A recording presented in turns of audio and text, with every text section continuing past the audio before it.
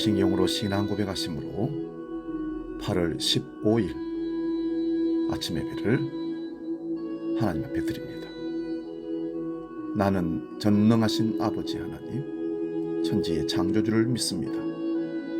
나는 그의 유일하신 아들, 우리 주 예수 그리스도를 믿습니다. 그는 성령으로 잉태되어 동정녀 마리아에게서 나시고 본디오 빌라도에게 고난을 받아 십자가에 못 박혀 죽으시고 장사된 지 사흘 만에 죽은 자 가운데서 다시 살아나셨으며 하늘에 오르시어 전능하신 아버지 하나님 우편에 앉아 계시다가 거기로부터 살아있는 자와 죽은 자를 심판하러 오십니다. 나는 성령을 믿으며 거룩한 공교회와 성도의 교제와 죄를 용서받는 것과 몸의 부활과 영생을 믿습니다. 아멘. 찬송가 540장 주의 음성을 내가 들으니 함께 찬송합니다.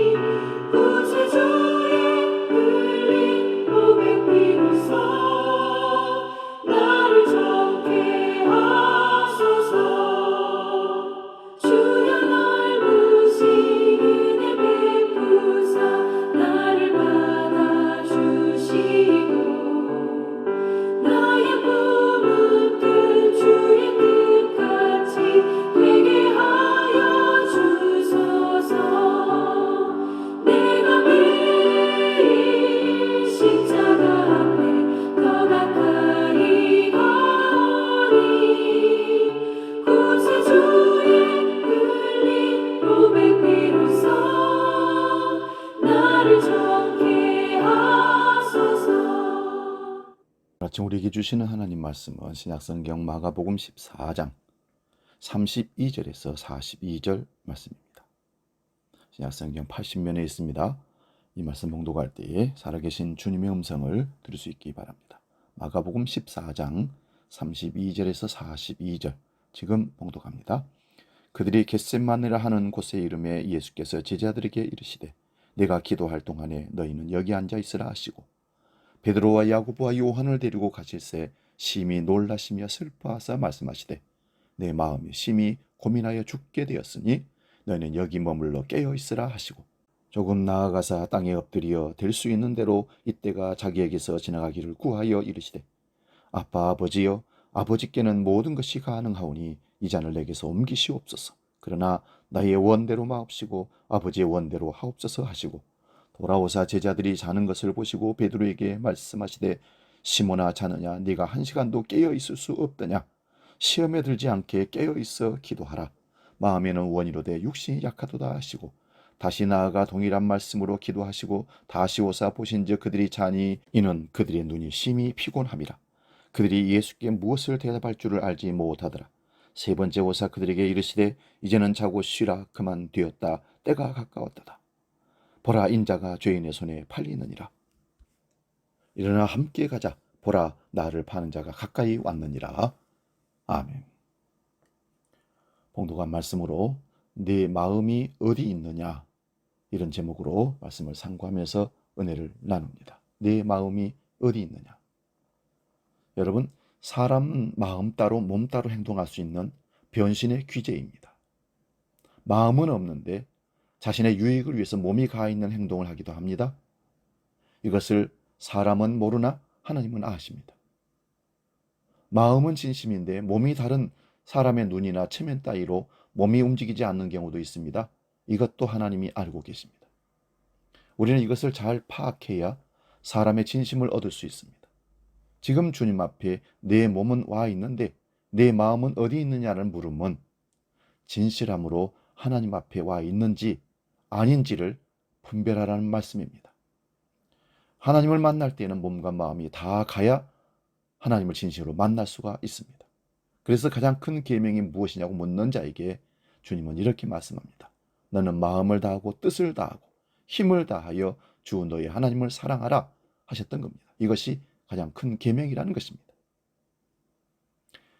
다른 배경 속에 살아가던 12명의 제자들이 모였습니다. 살아온 방식이나 문화나 환경까지 같은 것 하나 없이 모두 달랐지만 그들이 함께 모여 3년이라는 시간을 보낼 수 있었던 것은 아마도 예수님이라는 존재 때문이 아니었을까 생각해 봅니다. 그들은 예수님이라는 나사렛에서 태어난 한 사람 때문에 이렇게 모여 있게 된 겁니다. 그렇게 3년 동안 제자들은 예수님과 동행하면서 수많은 기적의 현장을 눈으로 목격합니다. 그러면서 그들은 아마도 예수님 하나님의 아들이라는 한 남자에게 푹 빠진 게 아닌가 생각해 봅니다. 이 사람이라면 분명 로마와 여러 이웃 나라를 다 정복하고 우리의 왕이 되어 주실 거라는 착각에 사로잡혀 버렸습니다. 이 땅에 예수님이 오실 때는 죽으러 오셨는데 제자들은 이제 왕이 될 것으로 기대하고 착각하고 설레했던 것입니다. 예수님이 걸어가려고 하는 길과 제자들이 걸어가려고 하는 길은 너무나 달랐습니다. 실제로 오늘 본문은 예수님께서 이 땅에 오신 이유와 앞으로의 일들을 그렇게 많은 비유와 말씀을 통해서 이야기했음에도 불구하고 그들이 이를 전혀 깨닫지 못하고 예수님의 생각과 계획은 무시한 채 자기들만의 경험과 생각으로 잘못된 착각에 빠져 있음을 보여주고 있습니다. 오늘 본문 32절을 봅니다. 그들이 겟세마네를 하는 곳에 이르매, 성경을 보시면 알겠지만 예수님이 이곳에 온 이유는 바로 기도하기 위함이었으며 제자들에게도 깨어 기도하라고 말씀하실 정도였습니다. 예수님이 이제 공생의 기간이 거의 끝나가고 있으니 함께 기도하자 이렇게 이야기하고 기도하러 가시는데 돌아와서 보니 제자들의 모습은 기도하는 모습이 아닌 모두가 자고 있는 모습이었습니다. 그렇다면 제자들은 왜 그렇게 잘 수밖에 없었을까요? 아마도 그것은 예수님이 이 땅에 오신 목적과 제자들이 바라보고 따라가는 목적이 달랐다고 밖에 말할 수가 없을 것 같습니다. 제자들은 예수님께서 죽음을 비유로 이야기할 때도 오히려 예수님에게 절대로 그런 말을 하지 말라고 말릴 정도였습니다. 예수님은 절대로 죽지 않을 것이며 곧 이 땅을 정복하실 위대한 왕이라는 착각에 빠져 있었기 때문입니다. 예수님의 목적은 하나님의 나라였습니다. 그런데 제자들의 목적은 이 땅의 왕국이었습니다. 예수님의 목적은 영혼 구원이었지만 제자들의 목적은 부와 명예였던 것입니다. 그러니 예수님께서 말씀하시고 설명하시는 모든 것은 제자들이 생각하고 기대하는 것과는 너무나 다를 수밖에 없었던 것입니다. 그런데 이러한 실수는 오늘날을 살아가고 있는 우리 한국교회, 저와 여러분의 많은 성도들 가운데도 찾아볼 수 있다는 것입니다. 시간이 지날수록 교회는 늘어나는데 이상하게 성도는 줄어들고 있습니다. 교회의 다음 세대의 숫자가 줄어들고 더 이상의 청년들은 모이지 않는 교회들이 너무나 많습니다. 세상은 점점 더 힘들어지고 나아지려 하지 않고 있습니다. 예수님 믿으면 잘 된다고 성경에서 이야기한 적이 결코 없습니다. 많은 사람들이 복음을 따라갑니다. 그런데 그 복음이 바로 성공과 명예 그리고 부와 권력이 되어버렸습니다. 예수 믿으면 십자가의 고난과 핍박과 환난을 당할 것이라고 얘기한다면 우리는 과연 예수님 앞에 나올 수 있겠는가? 교회에 등록하고 하나님의 자녀로 그리스도인으로 살아갈 수 있겠는가? 한번 생각해 보시기 바랍니다. 그러나 분명히 주님은 십자가를 지고 고난당하시고 돌아가셨습니다. 우리가 주님을 믿고 따르는 주님의 제자라면 주님의 가신 길을 걸어가는 것입니다. 그러면 십자가도 있고 고난도 있고 환난도 있을 것입니다. 그것을 전제하고 예수를 믿고 예수를 따르기로 작정한 사람들이라면 그 길을 당연히 가야 할 것입니다. 오늘 내 마음은 어디 있느냐고 묻습니다. 주님을 따르는 목적이 어디 있느냐는 말씀이기도 합니다. 예수님은 가난하고 어려운 이웃들과 함께 하셨고 병들고 소외된 자들과 함께 하셨습니다. 예수님의 십자가에 죽으러 오셨으며 그 죽음은 세상이 말하는 성공이 아니고 세상이 말하는 부와 권력이 결코 아니었습니다.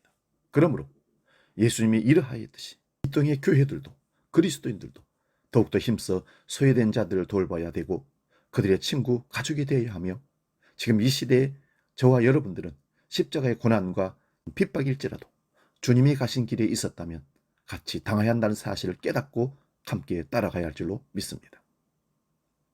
예수님의 힘을 뒤로 업고 한 자리 얻어서 성공하려고 했던 제자들과 같은 마음이 혹시 우리에게 있습니까? 아니면 온전히 하나님의 계획을 따라가려고 노력하며 살아가는 예수님과 같은 마음이 우리 안에 있습니까? 우리가 살아가는 동안 한번 우리 자신에게 물어봐야 할 중요한 질문입니다. 네 마음이 어디에 있느냐? 기도하겠습니다. 하나님, 항상 우리 마음이 주님이 가 계신 곳에, 주님이 눈물이 있는 곳에, 주님의 사랑이, 주님의 마음이 있는 곳에 우리 마음이 머물게 하여 주옵소서. 우리가 주님을 따라가는 그리스도인이라면 그래야만 한다는 사실입니다. 몸 따로 마음 따로 움직이지 않는 그렇게 위선적인 삶을 살지 않도록 바리새인들이 화를 당했던 것처럼 그런 신앙의 삶을 살지 않도록 주님 마음이 있는 곳에 우리 마음이 있게 하여 주시옵소서. 오늘은 8.15 광복절입니다. 대한민국이 일제 36년의 압박 속에서 나라를 잃어버리고 주권을 잃어버리고 사람 구실하지 못하고 대우받지 못했던 삶을 살았던 그 엄청난 억압 속에서 하나님이 주신 힘과 능력으로 해방을 맞은 복된 날입니다. 우리가 다시 한번 이날 생각하고 기념할 것은 늘 하나님 안에서 자유함을 누리고 하나님이 주신 분복을 잘 지켜 다시는 압박 속에 들어가지 않는 지혜로운 믿음의 사람들로 이 땅이 살게 하여 주시옵소서. 주기도로 함께 기도합니다.